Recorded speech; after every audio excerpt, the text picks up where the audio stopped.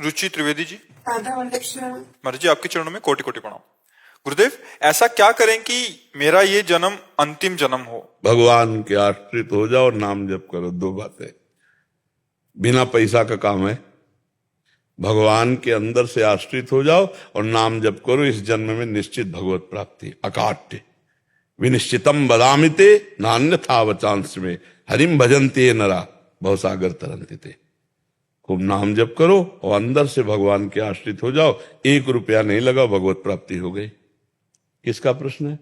अंदर से भगवान के आश्रित हो जाओ, नाम जप करो, बिल्कुल सरल भाषा में। और जो कर्तव्य कर्म कर रहे हो भगवान को समर्पित कर दो। बार बार शास्त्रों में वही बात आती है। अगर आज सत्संग जो सुना हो, भगवान पृथु जी अपनी प्रजा को समझा रहे हैं, शनकादि जी महाराज पृथु को उपदेश कर रहे हैं। सर्वलोक महेश्वर भगवान श्री हरि का निरंतर भजन, किसी की निंदा न करना, सहज में भगवत प्राप्ति हो जाएगी।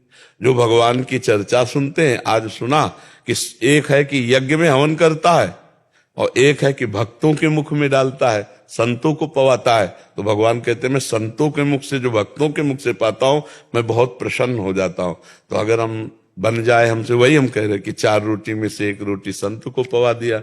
गृहस्थ में है, भगवान का नाम जप कर रहे, अपने परिवार का पोषण कर रहे हैं, भगवान उसी में प्रसन्न हो गए।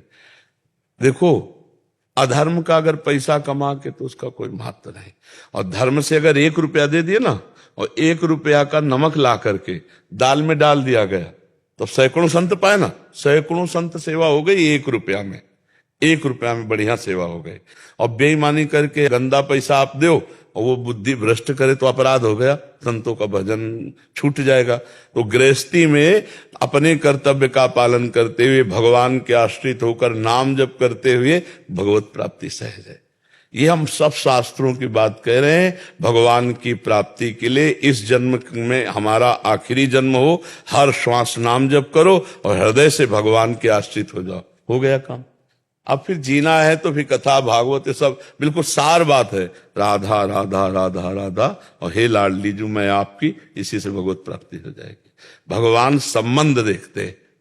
एक जगन्नाथ जी के सेवक थे जो अंग सेवी, अब वो गलत संग से वैश्यागामी हो गए, वैश्या का संसर्ग करने लगे। तो आपस में सब जितने पार्षद थे सब एकत्रित हुए और उनको बुलाया और कहा या तो जगन्नाथ जी को पकड़ो, वैश्या छोड़ो, और या जगन्नाथ जी को छोड़ो, वैश्या के पास जाओ। दोनों एक साथ नहीं हो सकते। उन्होंने कहा जगन्नाथ जी को हम छोड़ देते हैं।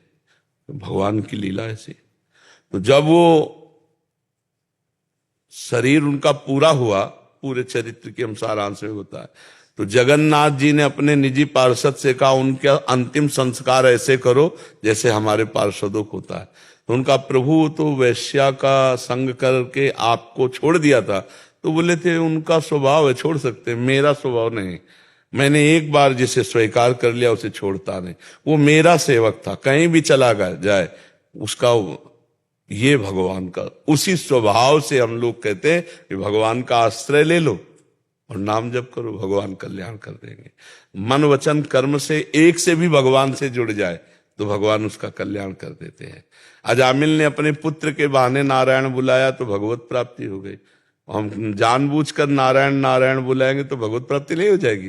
राम राम हरि हरि हरि तो और सब मंगल होने लगता है।